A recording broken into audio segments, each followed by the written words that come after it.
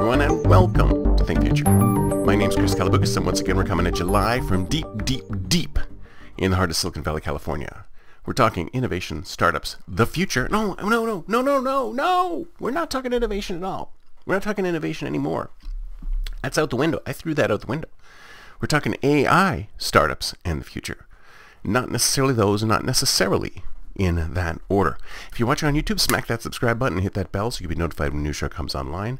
And if you're listening on your favorite podcast service, please subscribe and please drop a note on Apple Podcasts. I greatly appreciate it. Now, I was having a very interesting conversation on X with somebody who was talking about how to position yourself. And as a startup founder, and I know there's many of you who are startup founders out there, positioning is extremely important. And in fact, if you go back, there's a really good book by Reese and Trout, who wrote a book called Positioning, and it's a marketing. It's like one of the annals of marketing. It's one of the best books about positioning, right? I'm not sure if it still applies today because things have changed a lot. I mean, remember I was telling you about how Robert Cialdini's influence has changed a lot because of the way things are nowadays. I mean, things are very different.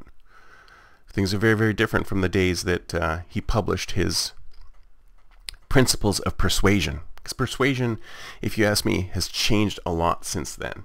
In fact, principle of reciprocity. Who gives you back anymore? When people said, well, I'll give you a free gift and you give me your email address, but what else do you get out of it? Nothing. This is the land of grift.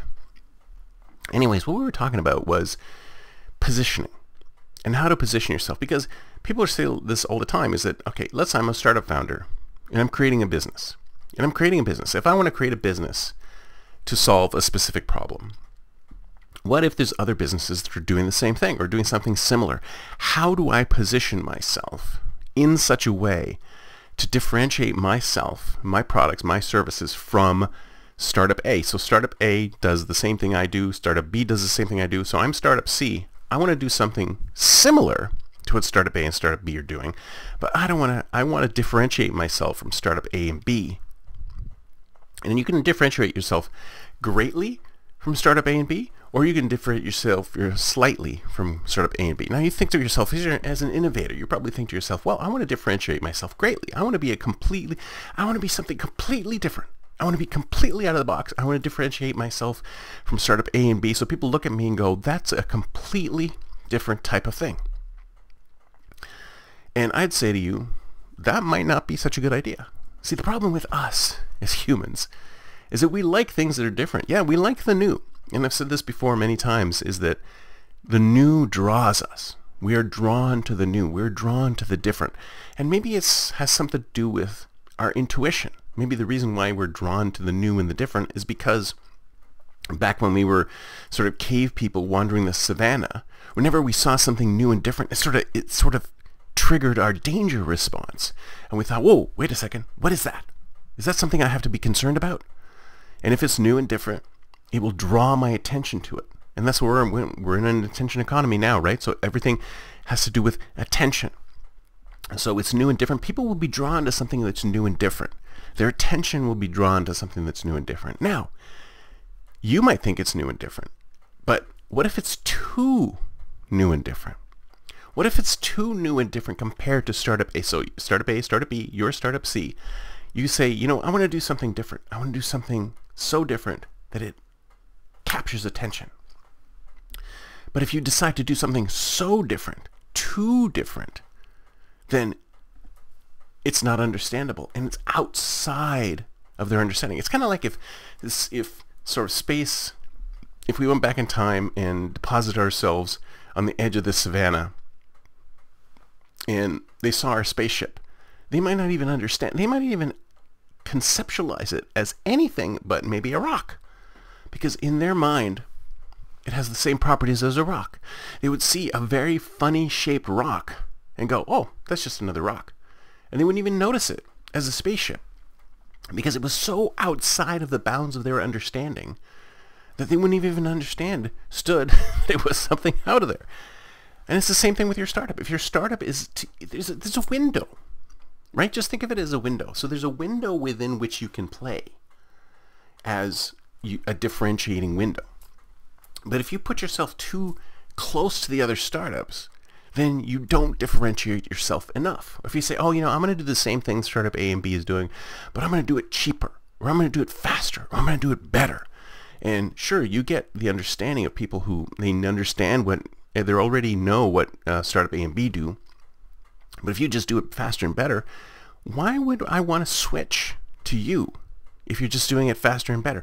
I may have a lot of investment in startup A and B. Why would I want to go there? So you need to find that perfect spot. And this is why it's so difficult. People go, oh, 80% of startups fail. Yeah, 80% of startups fail because they can't find that perfect product market fit. They're either too close to startup A and B, or they're too far away from startup A and B. They need to be in that correct slot. And that's one of the things that positioning teaches you, is that you need to be able to find that perfect sweet spot for your startup so that you reach product market fit and you get customers that look for exactly what you're looking for, that solve that specific pain point that you're solving for, even if it's very similar to the pain point for startup A and startup B. But you need to make sure you stay within that window. Where's that window? I can't tell you where that window is. It really depends on your industry, the market that you're in, wherever. But there is that window. You just need to be able to be cognizant that there is that window, and you need to make sure that you stay within that window, at the right spot within that window, in order to say that you're not too far away from what A and B are doing, but you're also not too close to what A and B are doing. There's a tendency among startup founders, because like I said, we're all innovators, to be too far away from A and B, or to pivot to something else entirely. But it's not necessarily so. That's not necessarily the place to go. It's always moving to find that right spot. So this is why change is constant in this business, is that you cannot stay, it's a dichotomy. On the one hand, people say, well, you put your business out there and you wait and you're patient until you can actually build an audience or build a business. But then on the other hand, you have to look at yourself and go, well, how long am I going to wait to build this business? How long am I going to stay in this state before I really need to pivot and do something else? And usually what ends up happening is that startups will pivot when they run out of money, or they get close to running out of money and they say, okay, this is not working. We need to do something different. So the question is, where do you do that? And that's where 99% of the time, it's luck. Something falls in your lap to tell you that this is the way to go or to change. And a lot of times there is a turning point. There's a specific customer or a specific number of customers that you reach, that you go to yourself, yes, this is a going concern at this point in this space, and I don't need to pivot any longer. Look out for that spot. Look out for that place within the window, and when it comes at you, and leap straight onto that. That is your calling. That is your opening. Stay there, and you'll succeed.